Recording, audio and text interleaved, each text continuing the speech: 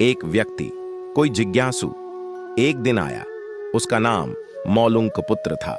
एक बड़ा ब्राह्मण विद्वान 500 शिष्यों के साथ बुद्ध के पास आया था। निश्चित ही उसके पास बहुत सारे प्रश्न थे।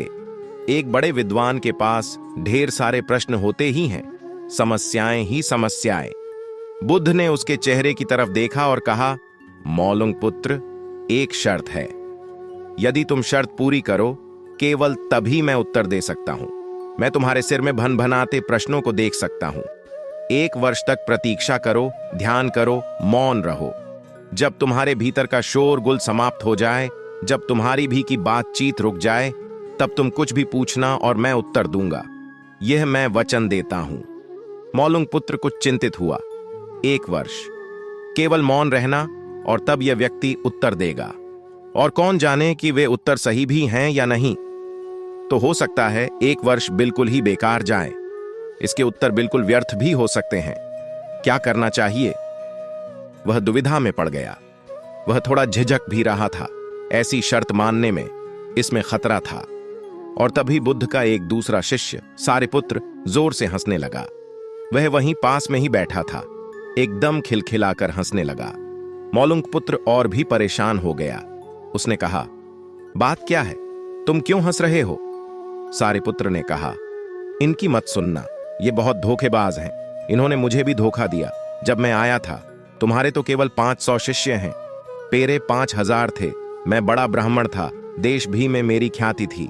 इन्होंने मुझे फुसला लिया। इन्होंने कहा, साल भर प्रतीक्षा करो, मौन रहो, ध्यान करो, और फिर पूछना और मैं उत्तर दूंगा। और साल भर बाद कोई प्रश्न ही नहीं बचा, तो मैंने कभी कुछ पूछा ही नहीं और इन्होंने कोई उत्तर दिया ही नहीं। यदि तुम पूछना चाहते हो तो अभी पूछ लो। मैं इसी चक्कर में पड़ गया। मुझे इसी तरह इन्होंने धोखा दिया। बुद्ध ने कहा, मैं अपने वचन पर पक्का रहूंगा। यदि तुम पूछते हो तो मैं उत्तर दूंगा। यदि तुम पूछो ही नहीं तो मैं क्या कर सकता हूं? 1 वर्ष बीता। मौलुंक पुत्र ध्यान में उतर गया और मौन होता गया। भीतर की बातचीत समाप्त हो गई। भीतर का कोलाहल रुक गया। वह बिल्कुल भूल गया कि कब 1 वर्ष बीत गया। कौन फिक्र करता है? जब प्रश्न ही न रहें तो कौन उत्तरों की फिक्र करता है?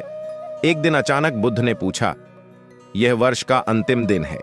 इसी दिन तुम 1 वर्ष पहले यहां आए थे और मैंने तुम्हें वचन दिया था कि 1 वर्ष बाद तुम जो पूछोगे मैं उत्तर दूंगा। मैं उत्तर देने को तैयार हूं। अब तुम प्रश्न पूछो।